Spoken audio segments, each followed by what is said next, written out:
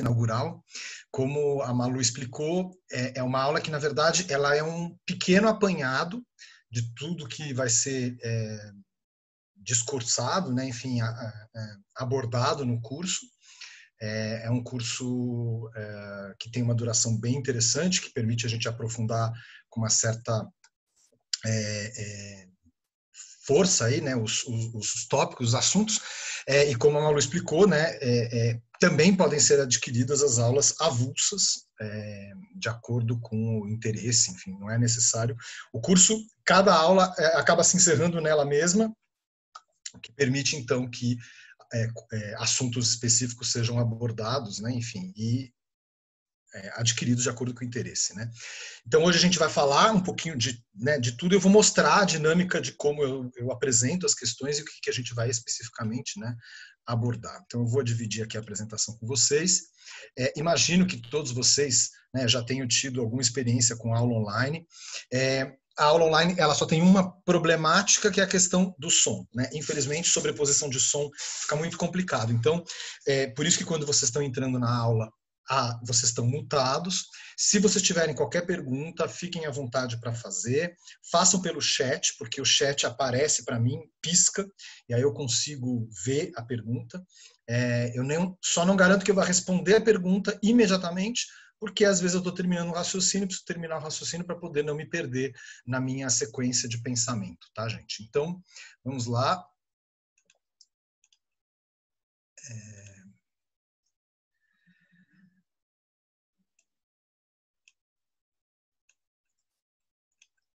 Ok, então a gente vai falar no curso bastante sobre silhueta, né? Porque como o nome do curso diz, histórias da moda, histórias da arte e da moda, a gente vai falar das duas disciplinas, e as duas disciplinas muitas vezes são abordadas separadamente.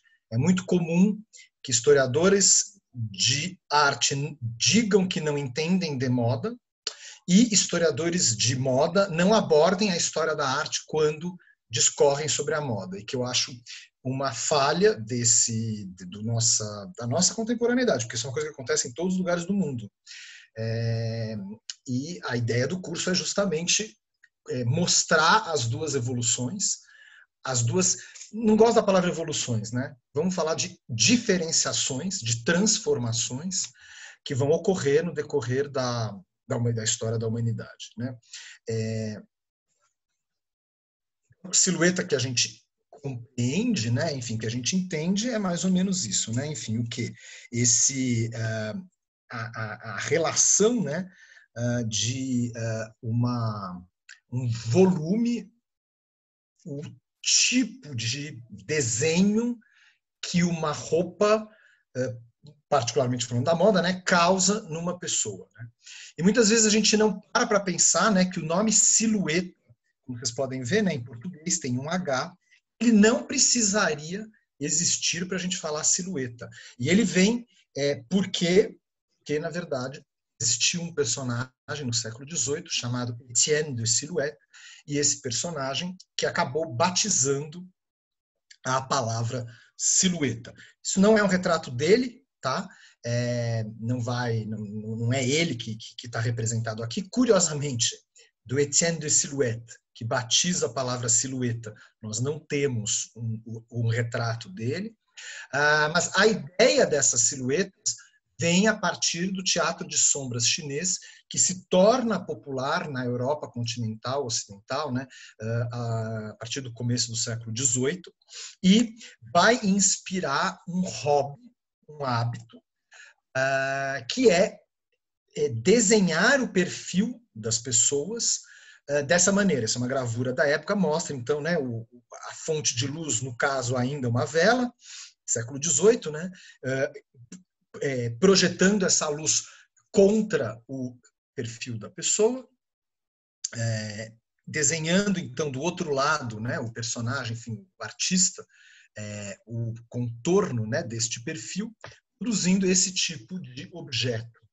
E esses retratos econômicos, né, na sua construção e na sua realização, começaram a ser chamados de uma maneira um pouco pejorativa de profil à la silhouette, perfis à Silhouette, o sobrenome do Etienne de Silhouette, e a partir daí esse nome foi ganhando dimensão, sendo incorporado à língua francesa, e a partir da língua francesa sendo incorporada no inglês, no português, tanto que em inglês silhouette se escreve do mesmo jeito que em francês silhouette. E a gente vai, né, conversar um pouquinho sobre essa curiosidade, e a gente começa o curso exatamente na pré-história. Que, ao contrário do que a grande maioria dos estudiosos ainda divulga de maneira completamente incorreta, a moda não foi inventada para proteger as pessoas, os seres humanos, né, os primeiros hominídeos, né, os australopitecos, da perda dos pelos, né? Esse exemplar que eu estou mostrando para vocês é uma reconstituição, então, de um exemplar feminino, desse Australopithecus afarensis, enfim, ancestral nosso, de que data de mais ou menos uns 2 milhões a 2,3 milhões de anos atrás.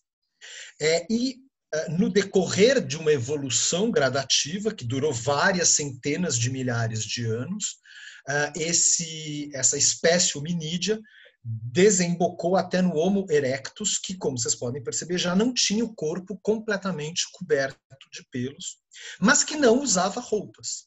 Os primeiros sinais de roupas na história da humanidade datam com alguma certeza de, no máximo, 100 mil anos atrás, e o homem, a espécie humana, perdeu os pelos há pelo menos 2 milhões de anos atrás, ou no mínimo 1,5 milhão de anos atrás. Então, não tem sentido a explicação canhestra de que a roupa foi inventada para se proteger do frio. Primeiro por essa comprovação, enfim, arqueológica e evolutiva, e principalmente porque o berço do homem, da espécie humana, é a África, e na África não faz frio. Então não existiria essa necessidade.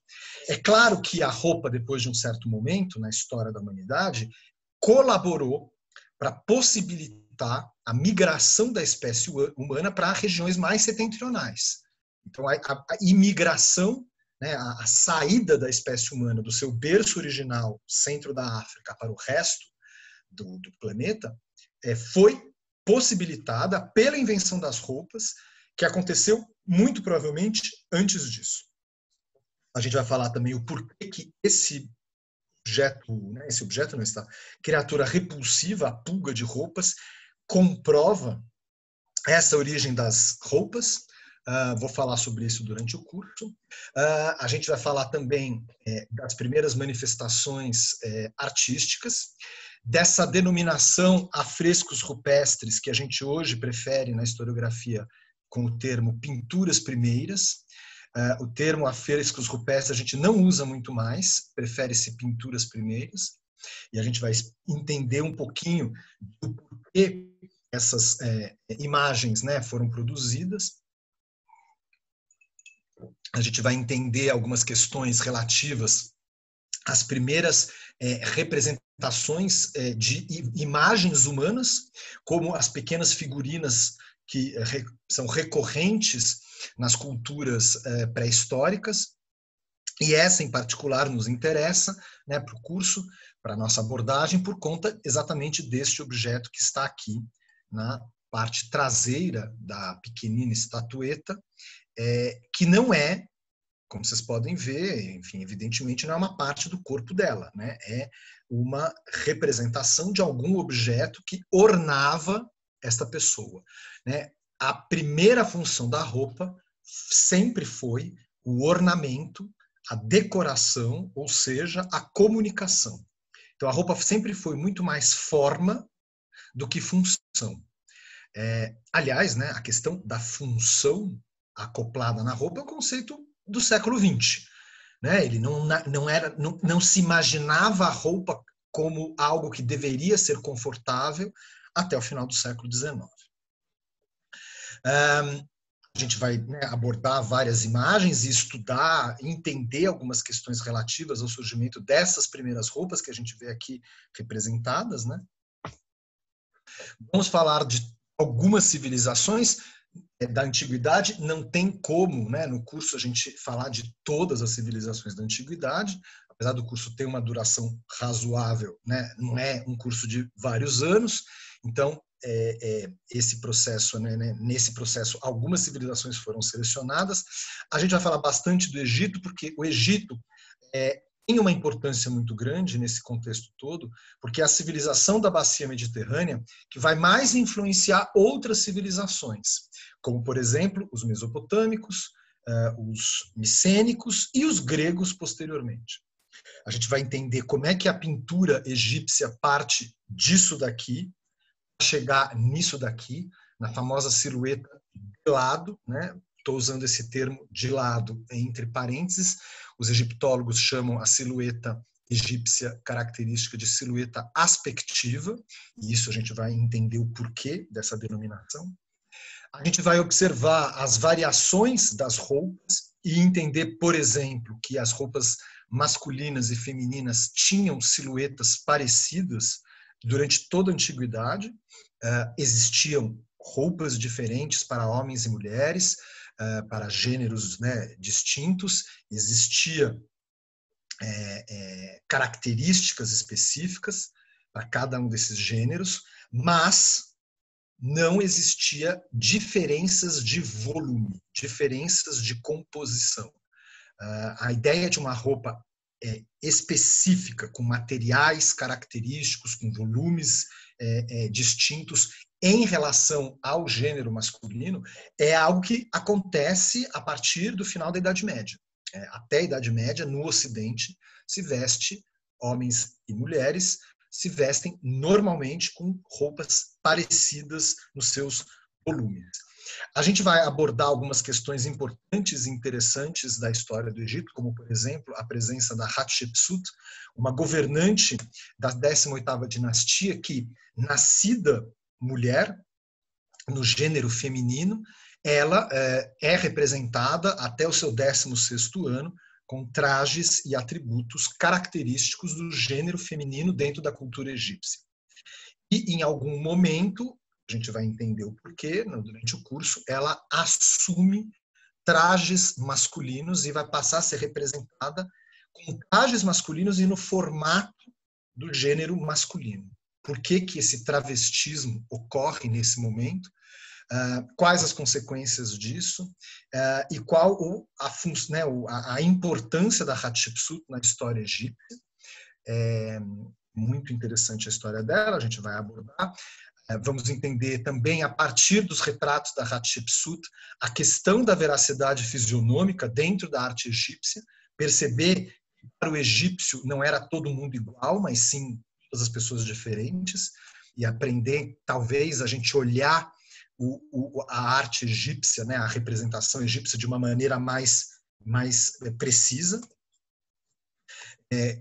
Entender um pouquinho a influência do Djeser Djeseru, né, o templo funerário da Hatshepsut, dentro da produção da arquitetura grega posterior, e falarmos, lógico, da Grécia, né, essa civilização que foi extremamente importante, né, dentro de toda a antiguidade, da formação do pensamento ocidental. Muito do nosso pensamento hoje vem, logicamente, da filosofia grega antiga.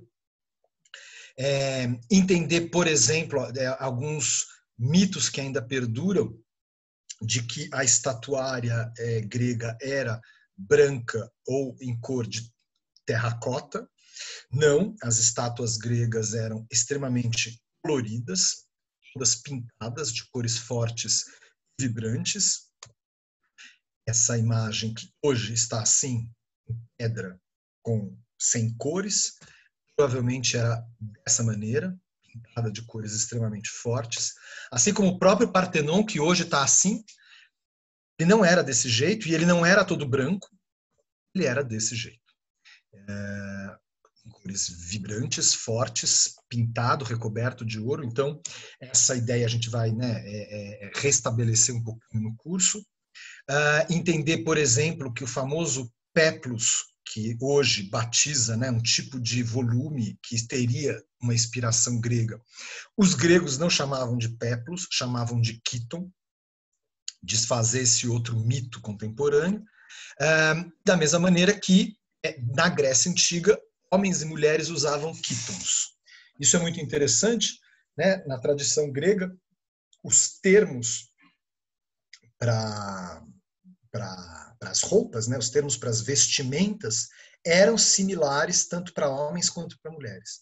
Da mesma maneira que hoje, na nossa contemporaneidade, a gente chama calça, a mesma roupa que veste corpos de gênero predominantemente masculino e também de corpo predominantemente feminino, né? Enfim, então existem calças consideradas femininas e calças consideradas masculinas dentro do nosso mercado, né? Do nosso sistema de vendas de roupas.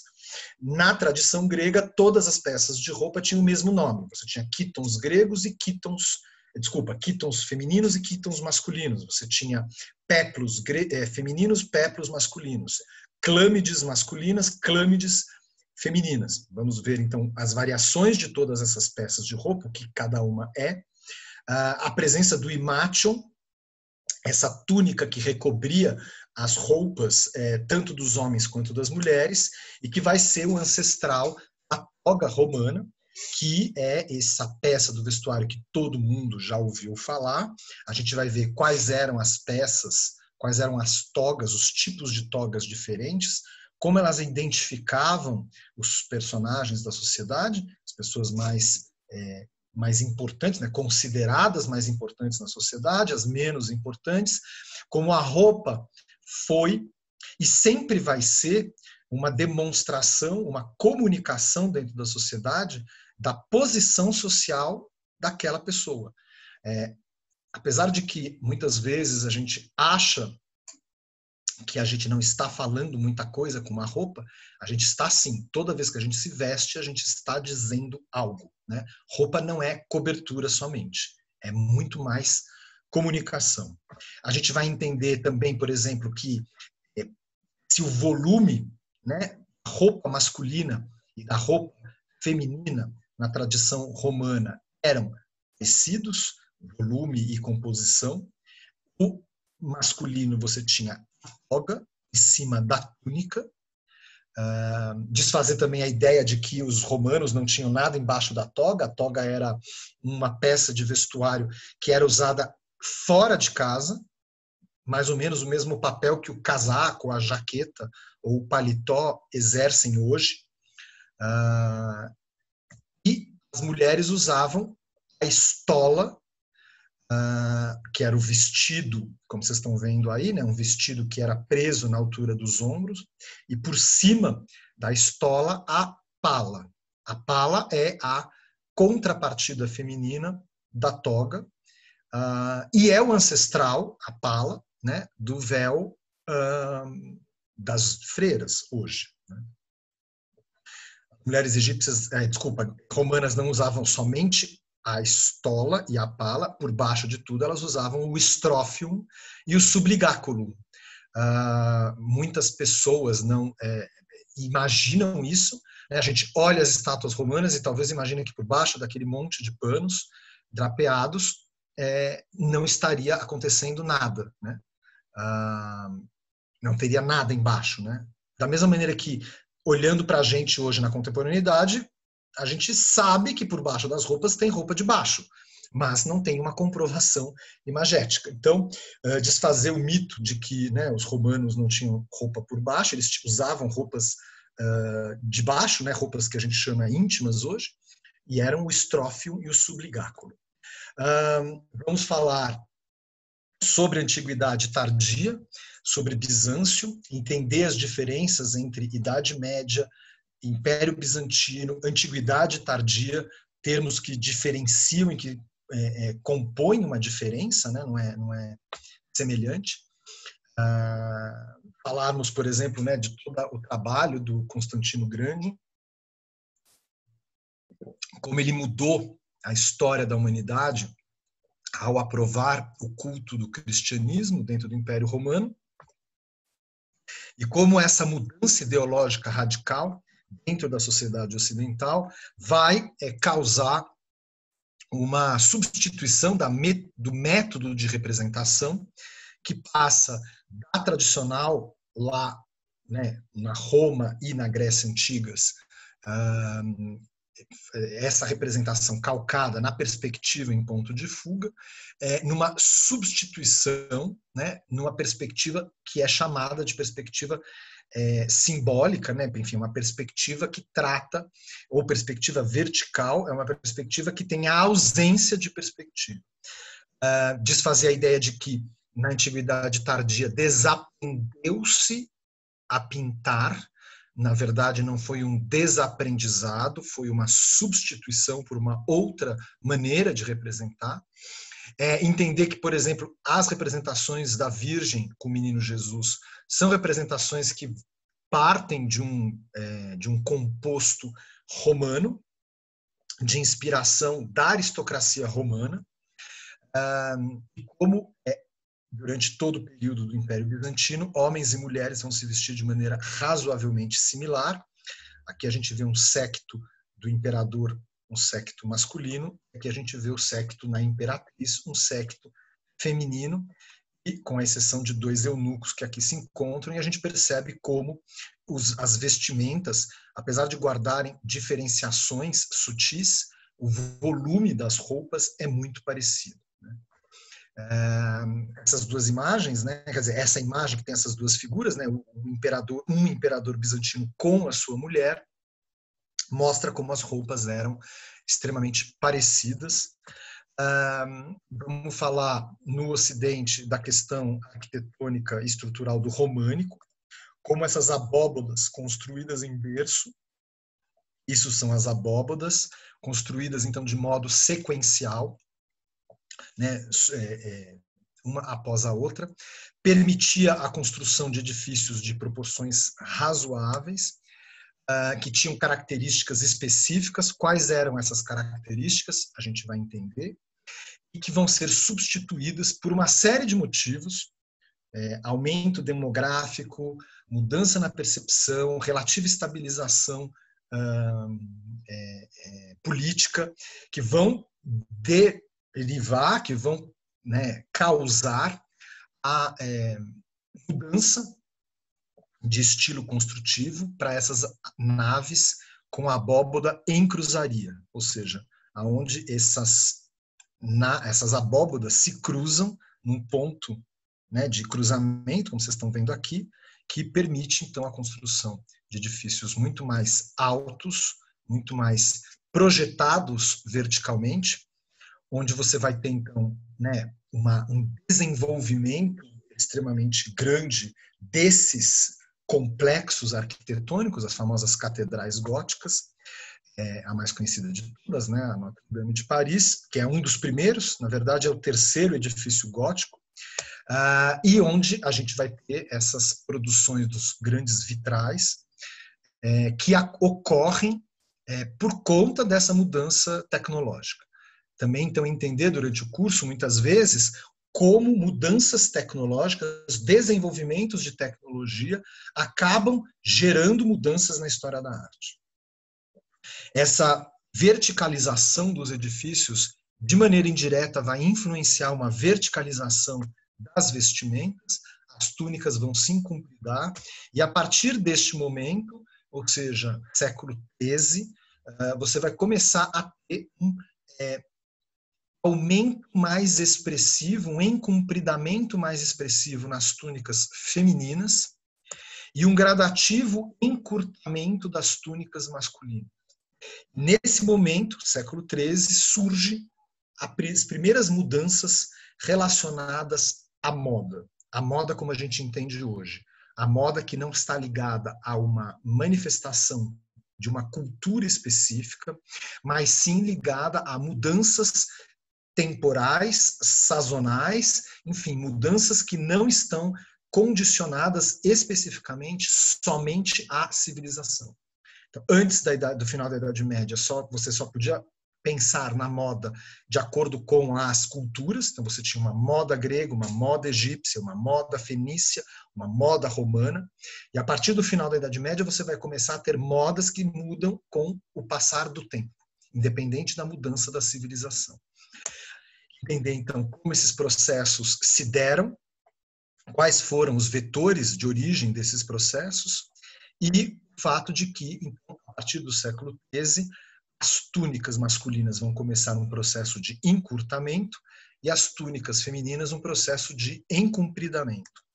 E já no século XIV, homens vestem roupas completamente diferentes das mulheres, e isso assim permanecerá até o século XX, quando a mulher vai começar a incorporar características do guarda-roupa masculino no seu guarda-roupa próprio. Estamos falando aí a partir dos anos 20 do século XX, então esse é um processo recente na história, temos 100 anos somente.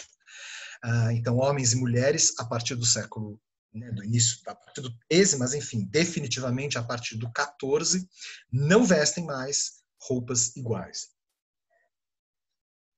Desenvolvimentos de guarda-roupas completamente diferentes para os gêneros diferentes, e homens e mulheres, então, invariavelmente vão se diferenciar, e os atributos vestimentais das vestimentas vão estar ligados às suas posições sociais específicas. O proto-renascimento na Itália data mais ou menos desse período. Dos vetores da origem desse renascimento, desse proto-renascimento, é o mesmo das roupas, da moda, né, das diferenciações entre os gêneros. E essas mudanças ocorrem, então um desses vetores são as cruzadas, as cruzadas. Vamos falar um pouquinho das cruzadas, entender o que elas causaram, né, para essas mudanças, e perceber que as mudanças relativas ao que a gente vai chamar posteriormente de renascimento, já os primeiros sinais vão se fazer identificar ainda no século XIII, enfim, na segunda metade do século XIII, como vocês podem ver aqui. Então a gente vai falar um pouquinho do Nicola Pisano, vamos falar do Cimabue, vamos falar das transformações que começam a ser incorporadas dentro da perspectiva, né? Porque a gente olha essa Madonna, essa Virgem Majestade do Cimabue, e essa outra de um anônimo, que é do mesmo período, do século XIII, e a gente imagina que elas são iguais, né? O rosto é muito parecido, a maneira como ela está apoiada em cima do trono, né, da cadeira, é muito igual para os dois autores, né, para os dois pintores. A maneira como Jesus Cristo, o menino Jesus aqui, está representado quase como um homem diminuto, quase como um homem em miniatura e não uma criança. Isso são características que a gente vai entender e que estamos vendo aqui, que elas parecem idênticas. Mas se a gente olhar com um pouco mais de cuidado, a gente vai ver que a representação da perspectiva nas duas imagens é completamente diferente. Se aqui nós temos uma perspectiva onde o objeto ele se expande dentro da tela, né? Como vocês podem ver aqui, ele aumenta dentro da tela. Aqui nós temos um objeto que diminui dentro da tela. Ou seja, nós temos aqui uma tentativa de representação com a perspectiva em ponto de fuga que começa a ser abordada dentro da arte ocidental em substituição com essa outra perspectiva. A gente vai observar tudo isso. Como a partir do século XIV, os primeiros sinais do Renascimento vão humanizar esses personagens, tornando-os mais próximos da representação humana. É o que a gente vai chamar então de humanismo.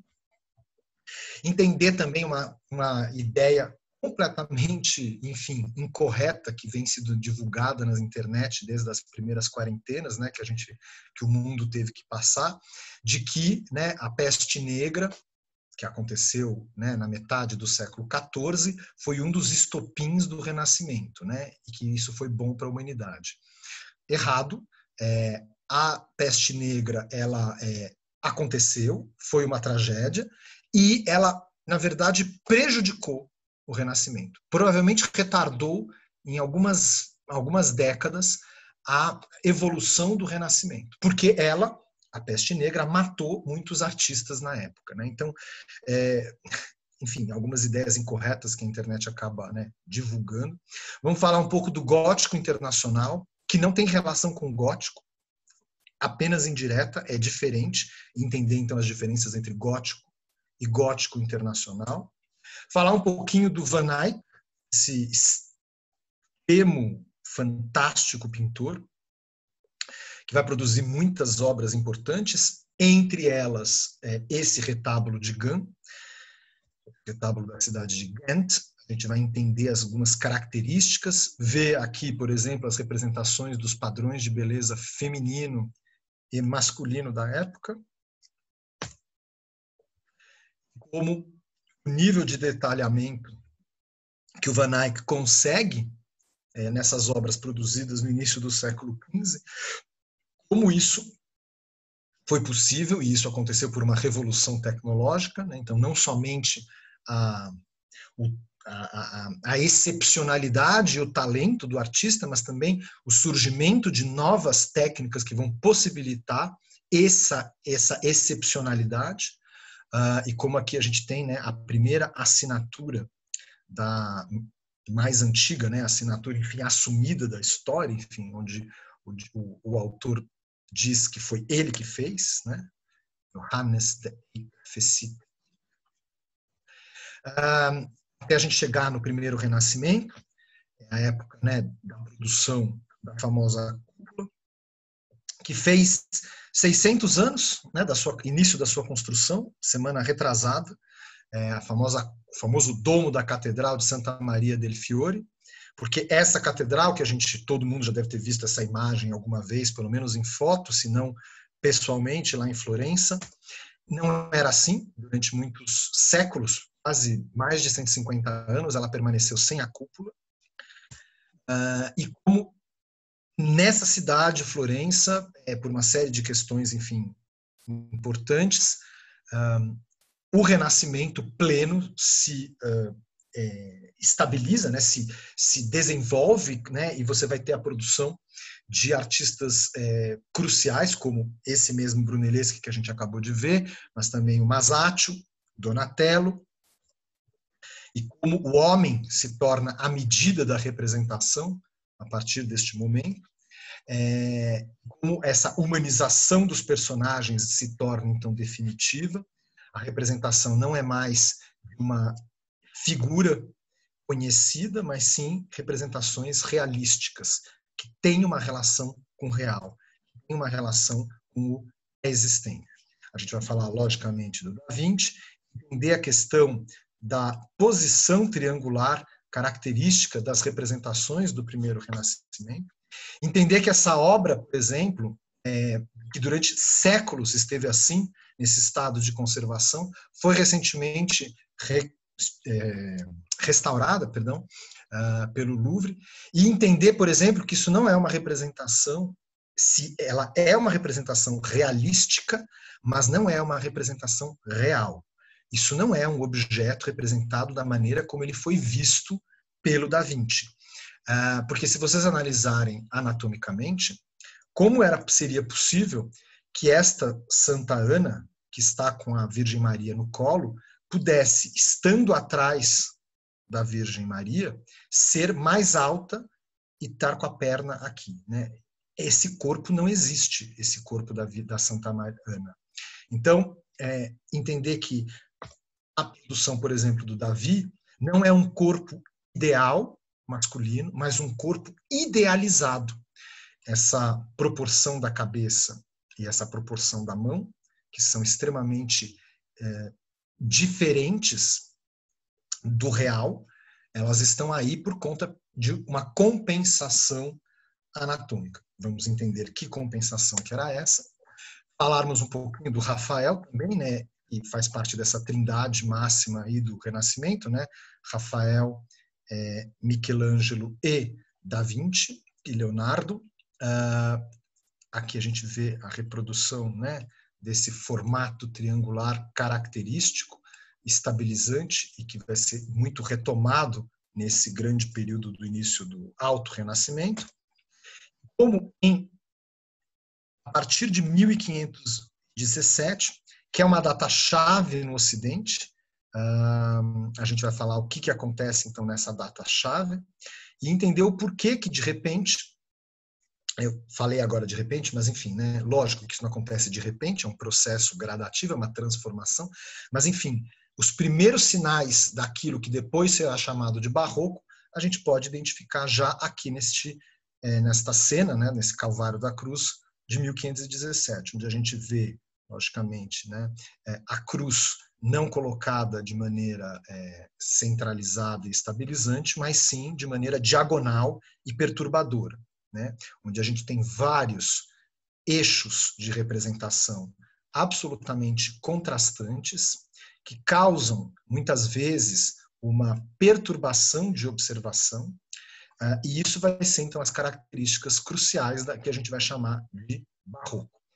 Ao contrário do que muito se aprende de maneira quase que incorreta, não ocorre somente no século XVII, mas já antes da metade do século XVI.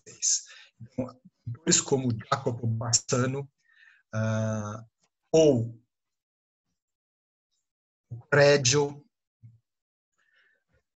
ou o Tintoretto demonstram como isso mudou no decorrer da história, né? Enfim, como que essas primeiras transformações da arte vão acabar originando esse movimento que não é característico somente do século XVII. O século XVII é o momento do apogeu do Barroco, mas os primeiros sinais do Barroco são identificados antes da metade do século XVI. Então a gente vai entender um pouco essas questões. A gente vê aqui, né, como quando Tintoretto pinta, por exemplo, esses evangelistas, Marcos e João, ou principalmente quando ele pinta essa última ceia, e se a gente compara a última ceia do Tintoretto, a última ceia do Da Vinci, né, é absolutamente diferente, é absolutamente distinto. Né? Enquanto que aqui a gente tem, né, na figura do Da Vinci, uma mesa absolutamente centralizada, estabilizante. Né? Nós temos todo um desenho de edifício que converge todo para o mesmo ponto central, que é a figura, logicamente, de Jesus. Nós temos um eixo de representação que você tem a divisão em grupos absolutamente simétricos.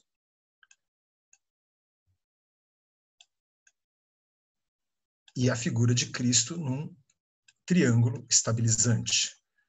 Aqui é exatamente o contrário. Né? Nós temos uma mesa completamente diagonal. Cristo pode até estar no centro da tela, mas ele não está em figura triangular, né? Ele está em figura, enfim, trapezoidal, digamos assim. Né? Nós temos pontos de atração importantes aqui.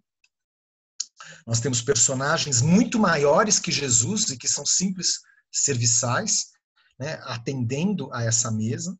Nós temos várias cenas diferentes ocorrendo, enquanto que aqui tudo converge para o mesmo ponto, aqui tudo diverge para pontos diferentes. Então, como essa grande transformação ocorre. Do ponto de vista da moda da época, lógico, né, essa grande diferenciação das roupas masculinas e femininas. Então, o gênero masculino é diferente do gênero feminino. A partir daí, né, enfim, como a gente viu já desde o século XIII, mulheres se vestem de maneira muito diferente dos homens, mas o adorno, a extravagância, o exagero não é algo exclusivo do universo feminino. Homens se vestem, na época, né, o gênero masculino se veste de maneira muito extravagante, com muitos adornos, com muitos elementos de decoração. Uma das características mais interessantes que vai ocorrer no século XVI é a introdução da braguilha decorativa, esse elemento que vai decorar as roupas masculinas, que vai ter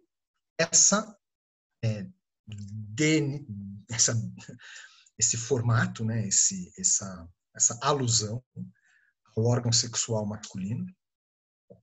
E isso ocorria no cotidiano das pessoas, enfim, né? Os governantes, os grandes dignitários, enfim, os grandes personagens da sociedade vestiam esse tipo de roupa, assim. Né? Aqui a gente tem um retrato do rei da França, com essa braguilha decorativa, a gente vai entender um pouco os motivos disso e observar outros exemplos em vários personagens diferentes da época. Então, a alusão, claro, né, a questão da virilidade, do ponto de vista feminino, as alusões são completamente diferentes. Né? A alusão, a indicação, né, o que a imagem que é projetada é uma imagem de submissão, uma imagem de fraqueza. Né? Então, a parte superior do corpo feminino é muito reduzido, né? É muito fechado. Vê, por exemplo, como às vésperas do século XVI, o volume da túnica, que até o final do século XV era extremamente comprido e que se acumulava no chão. Então, a roupa da mulher elegante era uma roupa que atravancava, né, o andar e o comportamento e o gestual feminino. Como isso vai ser facilitado pela estabilização do volume, né, do comprimento, perdão, né, do comprimento da saia feminina, do vestido feminino na altura do chão. A gente vai entender o surgimento dessa peça do vestuário, que surge na corte castilhana, é a famosa vertugada, essa saia que vocês estão vendo, com esses arcos concêntricos feitos de madeira, que vai influenciar toda a moda feminina do século XVI.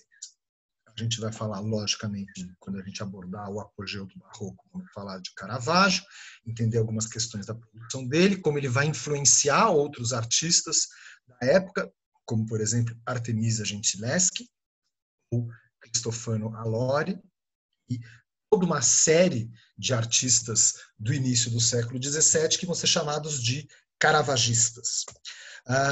Vamos abordar talvez um dos mais anticaravagistas que a gente tem conhecimento, que é o Rubens, que se no início da carreira ainda pintou algumas vezes influenciado pela dramaticidade, pelo escurecimento característicos do Caravaggio, rapidamente vai se libertar dessa influência do Caravaggio, dessa maneira expansiva, luminosa e magnânima, grandiosa. Rubens vai ser o grande pintor dessa idade de ouro flamenga, que vai dominar a primeira metade do século XVII.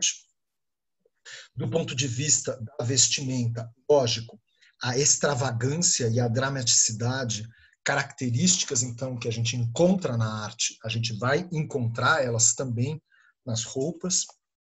É o momento que as mulheres vão usar, e os homens também, vão usar as golas mais extravagantes, as golas mais exageradas, elas eram chamadas de rufos, né, em português, e eram muitas vezes sustentadas por um rebato. O que é o rebato? Eu vou explicar durante a aula, durante o curso. Como que aquela silhueta, aquele volume, substitui-se no início do século XVII pela gola midi-cis, por outro tipo de corpete, por outro tipo de manga, como se deu essa transformação. A gente vai estudar uma peça, talvez a mais curiosa de todo o guarda-roupa do gênero masculino, da história ocidental, que é o rengrave, que é essa peça de vestuário aqui, que vocês estão vendo aqui, que ao contrário do que possa parecer, não é uma saia. Então a gente vai entender o que é o rengrave, por que ele surgiu, como ele surgiu e o que ele causou na moda masculina do século XVII. Do ponto de vista do barroco italiano, particularmente falar, lógico, do Pietro da Cortona, entender a questão do artifício, essa palavra que o Cortona utilizou tantas vezes no tratado teórico dele e que especificava que a função da arte era pintar artificialmente. Ou seja, a ideia da arte não era reproduzir a natureza, mas sim melhorá-la. Como essas mudanças no barroco, a partir da década de 30 e 40 do século XVII, vão causar o surgimento de um outro, o surgimento não, né? Uma evolução, uma transformação gradativa que vai denominar esse rococó, como esse movimento que ainda muitas vezes era interpretado até o final do século XX como uma evolução do barroco. A gente vai entender quais são as diferenças cruciais entre barroco e rococó, como que não dá para a gente aproximar os dois, se eles são decorrentes, né? O rococó é decorrente do barroco, eles não são similares, eles têm aproximações. Quais são as diferenças entre barroco e rococó? Entender que a graça e a lisonja são características do barroco, do rococó, e que a dramaticidade e a pompa são características do barroco. Que a dramaticidade é característica do barroco e que a leveza é característica do rococó. Como que essas cenas então, galantes vão mudar a arte do século XVIII e ter na sua contrapartida a vestimenta característica do século XVIII, calcada num exagero, né, decorativo. A gente encontra dessa mesma maneira nas representações das imagens, né, nas representações pictóricas. O surgimento de uma nova forma de erotismo, um erotismo sutil, um erotismo mais trabalhado, e que isso acontece dentro do rococó, no século XVIII, como essa decoração que a gente encontra nas pinturas, nos objetos, em vários elementos diferentes, a gente vai observar essas mesmas alterações, essas mesmas decorações nas vestimentas. Então, por exemplo, aqui, num retrato então do gênero feminino, um personagem importante da história francesa, Madame de Pompadour, usando então um vestido característico do gênero feminino no século XVIII, chamado robe à la française. Vamos entender quais são as características dos vários tipos de vestidos do século XVIII, quais são as suas diferenças. As roupas masculinas, que como vocês podem ver eram muito decoradas, muito trabalhadas, muito exageradas.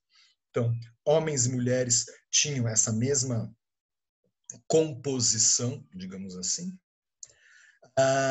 Como surge, na metade do século XVIII, uma nova expressão característica do que a gente vai chamar posteriormente de neoclassicismo. Onde surge o neoclassicismo não é na França, ao que todo mundo sempre acaba se referenciando, ao contrário disso, em Roma, e não é em torno da arquitetura francesa, mas sim em torno da Academia de São Luca. Vamos entender o que era essa Academia de São Luca, como que ela acabou ocorrendo e originando essa questão, então, do neoclassicismo, falar um pouco desses pintores, né, Pompeu Batoni e Joseph-Marie Vien, que são pintores, o Pompeu Batoni italiano, o Joseph-Marie Vien francês, e vamos falar também do Anton Raphael Mengs, alemão. Como esses três pintores, então, vão, de uma certa maneira, capitanear, né, serem os chefes, o que a gente chama em francês, né, de chef de file, né, chefes de lançamento, digamos assim, dessa nova percepção estética que vai mudar o século XVIII, que é depois chamada de neoclassicismo, e essa ocorrência italiana vai produzir, vai causar, dentro da transformação da obra, por exemplo, de um pintor como Davi, que sim, em 73 pintava desse jeito, em 84 pintava dessa maneira, né? Uma transformação extremamente radical em todos os aspectos. A gente vai decriptar essas transformações, o que muda daqui para aqui, o que fez o Davi mudar e quais as consequências dessa transformação para a produção da arte e principalmente para a produção política do final do século XVIII. Entender que essa ocorrência vai se encontrar também nas roupas e como esse famoso retrato da Maria Antonieta com a Rosa, ela trajando um vestido simplificado, que vai ser o vestido característico do final do século XVIII. Na verdade, ocorreu nessa demonstração uma grande polêmica, o retrato teve que ser escondido, substituído por um outro, vamos entender como todo esse processo se deu, entender algumas questões e principalmente observar como que todas essas influências muitas vezes podem ter ocorrido a partir de uma origem inglesa. Quando a gente chegar no século XIX, vamos falar evidentemente do romantismo, entender o porquê que pintores formados na escola neoclássica como Géricault vão, pintar dessa maneira no século XIX, se importando então com as questões, né, do cotidiano. A gente vai falar, lógico, de Delacroix, mas mais importante que tudo, a gente vai falar de Turner e entender como Turner foi o verdadeiro inventor da modernidade na pintura.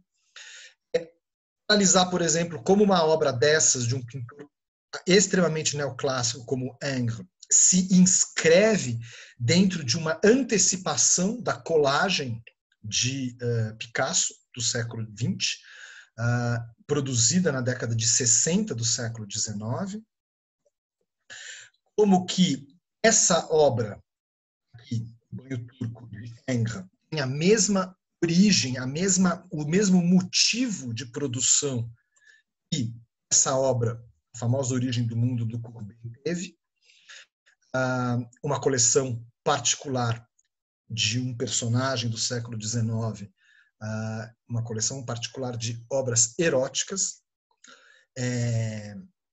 e, logicamente, entender o porquê que essa obra do Manet, que se no seu contexto era extremamente clássica, pois absolutamente retirada a partir de uma gravura do Carracci do século XVI, como ela vai impactar na história da arte ocidental, por conta da sua composição, e principalmente a famosa Olympia, dele mesmo também, do Manet, como ela vai, enfim, transformar essa aparente tranquilidade desta pessoa, subverte totalmente, né, a produção pictórica do século XIX. Vamos falar depois dos impressionistas, vamos falar de todas as vanguardas artísticas também, evidentemente. Entender um porquê, por exemplo, né, na década de 60 do século XIX, então nesse mesmo momento em que o Manet estava propondo essas mudanças na arte, na moda a gente vai ter uma grande transformação, primeiro do ponto de vista estrutural, da estrutura mesmo da moda, né? Não da estrutura da roupa, mas da estrutura da moda, o surgimento do fabricante desse vestido, que é o primeiro costureiro que vai assinar as roupas e que vai mudar a ideia da autoria da vestimenta, que é o Worth.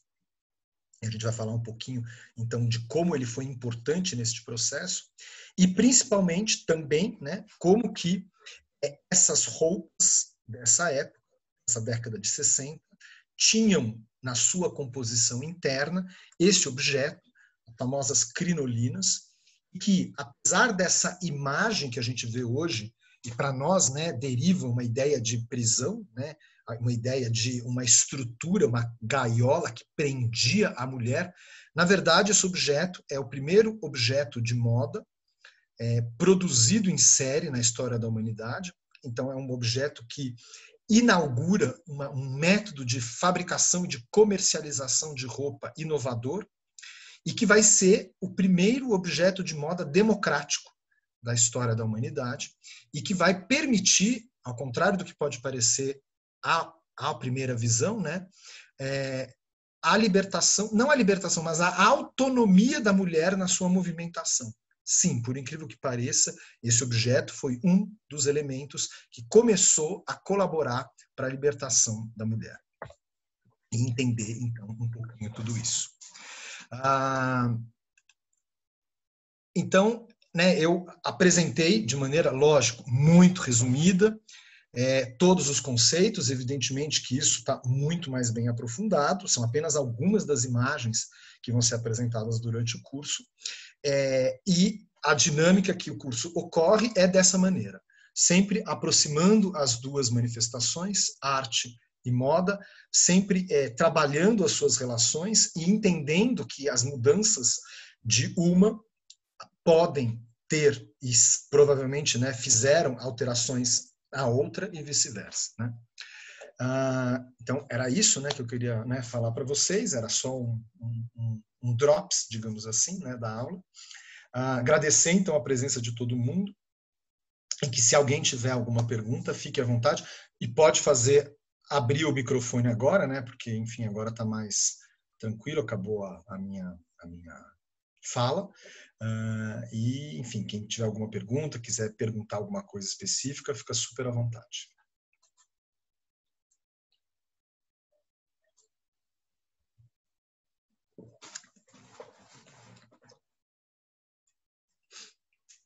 É isso, gente. Enfim, e obrigado, então, pela presença de vocês. Lourenço. Oi, Jorge. Oi, Lourenço. Tem uma dúvida aqui de uma aluna.